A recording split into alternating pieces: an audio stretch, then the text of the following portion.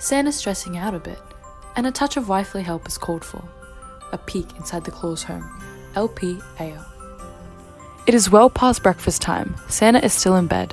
The bearded guy with the big belly and an appetite to match is usually up by dawn for his first meal of the day. A worried Mrs Claus peeps into the bedroom to check on him.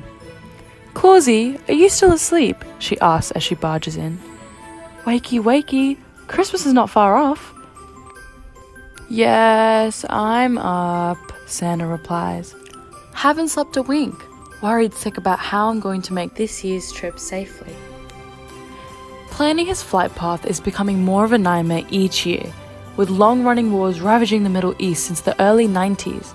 Just as the worst of the COVID-19 pandemic seemed to be coming to an end, war broke out in the Ukraine. The latest in Israel-Gaza has made it even more perilous to travel over conflict-ridden zones to India before heading to Australia. Taking detours to avoid flashpoints is forcing Rudolph and his reindeers to have early starts. And the extra flight time is sapping their energy, Santa laments. "I understand," Miss Claus replies in sympathy. "But even during the 2 world wars, with all of Europe so bleak, you never failed to go on your annual mission to make the children happy."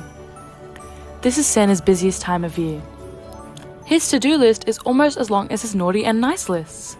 There are toys to craft, supply chain logistics to maintain, carbon emission levels to study, and an army of elves to roster.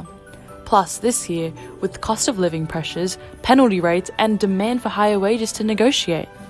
Not to mention, it's getting more and more challenging to monitor the endless requests from the little ones around the world. Gone are the days when kids took recourse to their trusty postal service to deliver handwritten letters to the North Pole. "It's hard to keep up," Santa complains. "I'm receiving messages via email, SMS, WhatsApp, Messenger, and DMs on all manner of social media platforms, even X-rated ones." "No, that's just X," Miss Claus educates her husband. The elves are also reporting a declining standard of spelling and aversion to writing full sentences. The impact of technology. "You see what I mean?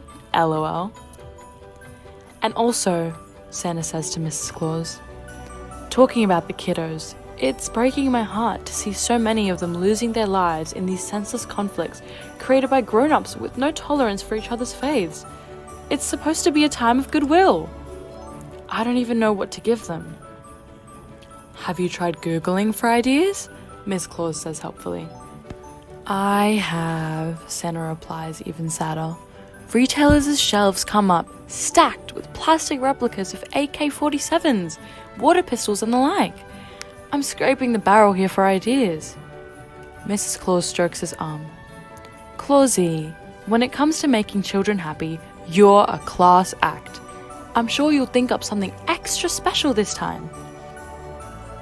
"Got it!" Santa exclaims, jumping out of bed. "Miniature cricket World Cup trophies for every kid in India, to make up for a national loss." Miss Claus claps her hands in glee. "Wonderful, Clausy! Turn them into hats so it goes straight to their heads and not under the feet. And what about Aussie kids?" "A mini bat each." Santa's on a roll, because their 2 batters maximize their chance at the semi-final and help to get a head in the end.